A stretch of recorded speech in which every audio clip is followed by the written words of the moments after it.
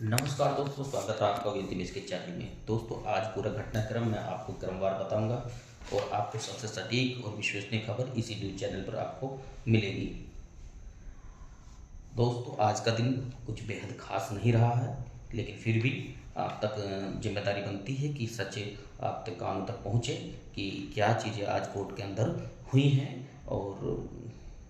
क्या आपको सुनाई पड़ा है, या आप ही खुद ही जो है फैसला करेंगे, क्योंकि क्या सच था और क्या झूठ, उन सभी चीज़ों से मैं जो है आपको अवगत कराना चाहूँगा जो आज कोर्ट में हुआ था या उससे पहले भी जो कोर्ट में अब तक चल रहा था उसके बारे में मैं आपको इसी चैनल पर आपको ऑथेंटिक न्यूज़ दी जाएगी।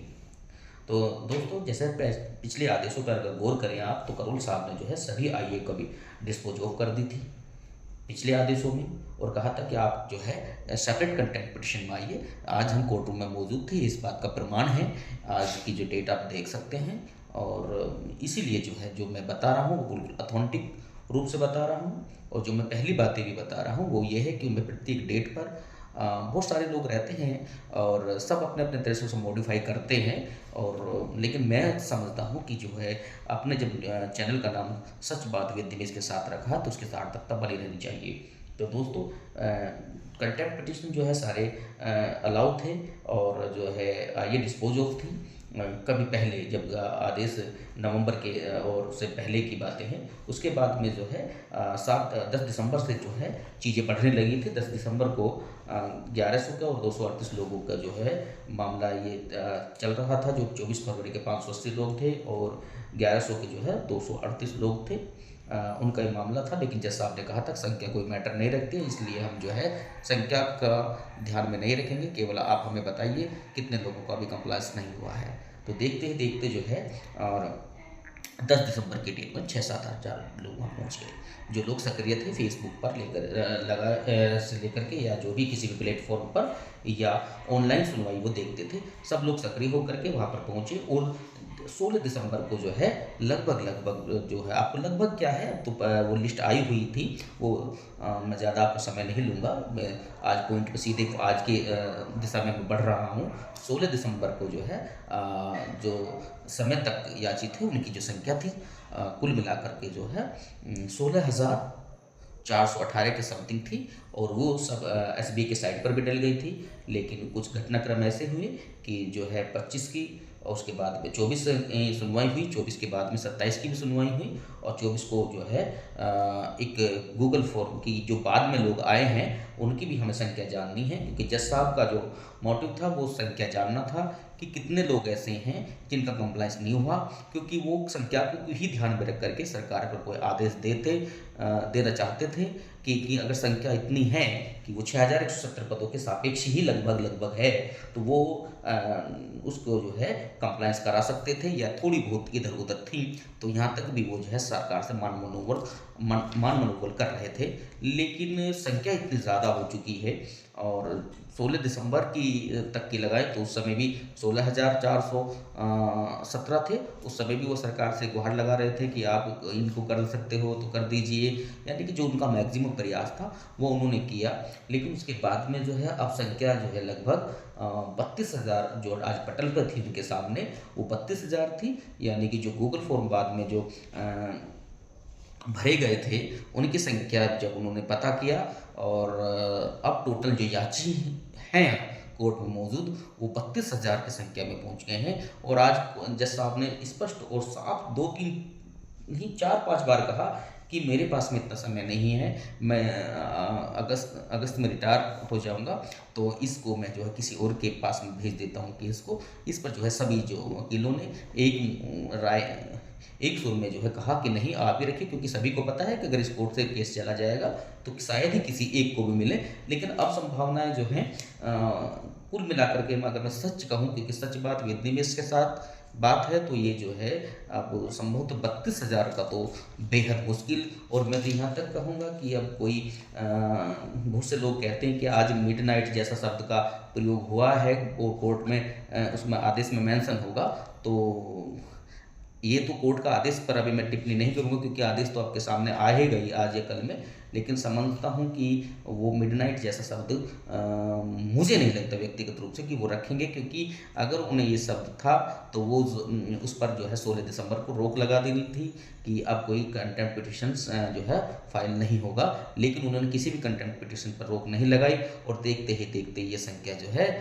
बहुत पार पहुंच गई है। क्योंकि चाहे कोई वकील हो, चाहे याची बनाने वाले लोग हों, लेकिन सभी जो है का ये उद्देश्य ये था कि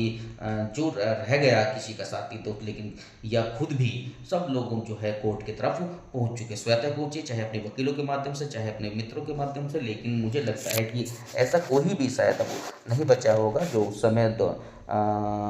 25 जुलाई 2017 से पहले सुप्रीम कोर्ट में पहले याची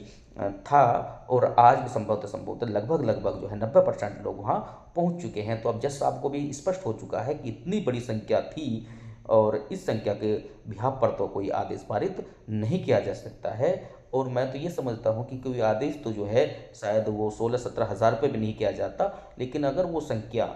पदों के इर्द गिर्द रहती, जैसे 6170 पद हैं, यदि उनकी इर्द गिर्द पाई जाती, 7,000 के लमसम में हो जाता, तो थोड़ा सा मान मनोबल की बातें हो करके शायद सरकार ही स्वीकार करती, तभी कर सकती थी। वरना मुझे जो अब लगता है कि ये जो मामला है अब जो केस की मेरिट की तरफ बढ़ चुका है, और आने वाले दिनों में जो है जो 22 अप्रैल की जो डेट लग गई है, उसमें उन्होंने कहा भी है कि जो इसको 5 भागों में बांट लीजिए। 5 भाग का मतलब ये है कि जैसे बहुत सारे मुद्दे हैं कि उन मुद्दों को केवल 5 जगह बांट लीजिए। उन मुद्दों में एक मुद्दे पर एक बोल लें, यानी कि मुझे मुद्दे वाइज, जब मैं मुद्दे का मतलब यहाँ मेरिट पर आ गया, यानी कि कौन से आदेश का कंप्लायंस नहीं हुआ, मुझे बताए किस डेट में आपका वो आदेश हुआ था और कब आपका कंप्लायंस नहीं हुआ, उसमें क्या आदेश था। तो अब कुल मिलाकर के जो है जो उनके ही मैं यहाँ थोड़ा सा टिप्पणी करना चाहूँगा कि जो उनके शब्द थे जज महोदय साहब के, कि मैं आपको नए साल पर गिफ्ट दूंगा, और कभी इस चुनाव का डर सरकार को दिखाना, ये सब चीज़ें जो है शायद लगता था कि सरकार पर केवल दबाव वाले ही शब्द थे, और ताकि जो है सरकार दबाव में आकर के इन कुछ बच्चों के भले में या हित में काम करें। लेकिन सरकार, मैं समझता हूँ कि अब सरकार ने उस दबाव को पूरी तरह से जो है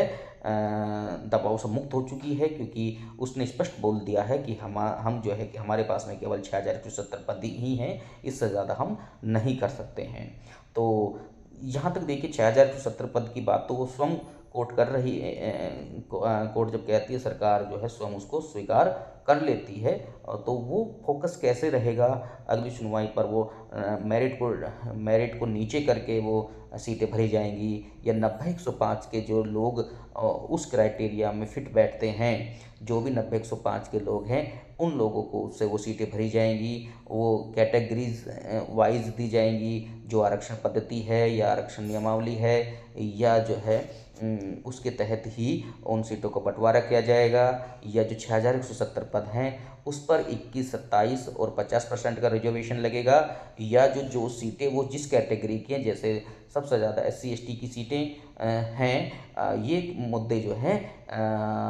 देखने वाले होंगे अगली डेट पर, और संभवतः जो है हर व्यक्ति पूरी तरह से प्रयास करेगा। और